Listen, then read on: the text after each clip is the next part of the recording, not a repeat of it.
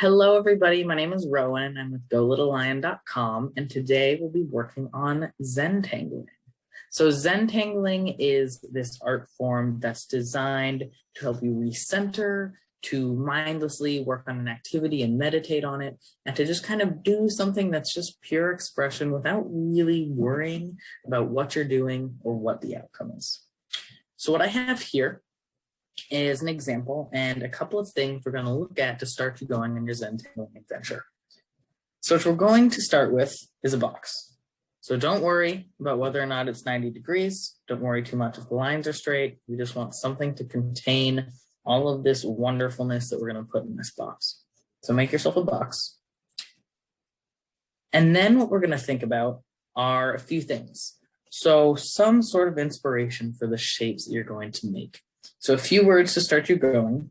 If you want geometric shapes, if you want organic shapes, if you're drawing from nature, if you have repetitive patterns, if you have contrast, so if you have more like dark or light areas that you're playing with, these are all things that you could think about when you're going through and making all of these different patterns, these different ideas, just letting it flow. Like, what could you do next?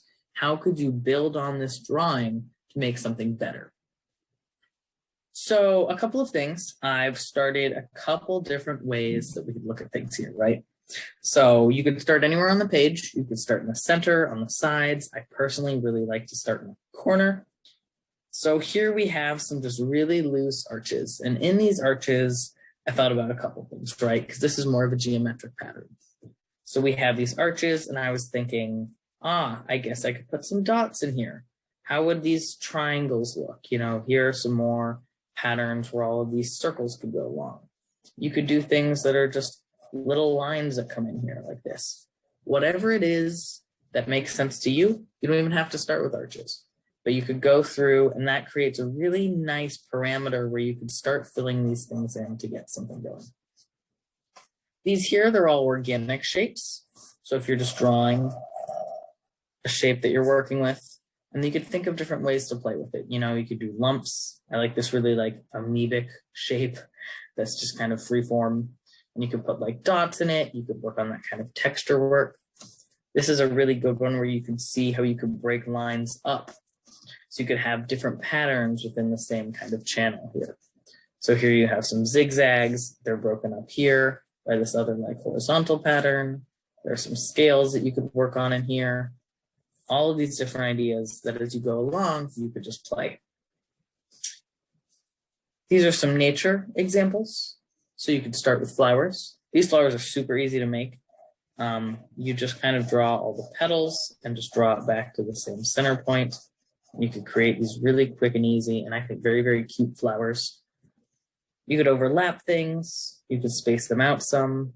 Whatever makes sense to you. You could draw different kinds of flowers in this. I just find these to be the easiest. This is a leaf pattern. So really, really easy way to do leaves. You could draw the center point and then you draw the leaves out. You could work on these kinds of patterns. This is a nice kind of growing pattern here. It almost looks like a succulent, actually. And then these are kind of fun. You could practice these if you like. They're just figure eights that you just repetitively do. So if you wind up and down and up and down, they're almost like S's. You can just create these kind of interesting shapes that can curve and arch. And then this is one of my favorite ways to Zentangle. I do this in a lot of my own artwork, is you really just create random shapes. I like them to like vaguely allude to each other. So you're looking at all of this negative space. So I'm kind of following this curve. There's this opening, I'm curving it around. And then working on line patterns. So you do a straight line with a dashed line and just like play around with all of your different lines there. So thank you everybody for coming. I hope you had a wonderful time and you could use all of these skills that we just learned in these last 5 minutes to work on how to center, how to think of some new ideas, some new shapes, some new ways to draw. And you can get lost in the zone and get all of that creative energy flowing. So thank you everybody again. I hope to see you at littlelion.com. Have a wonderful evening.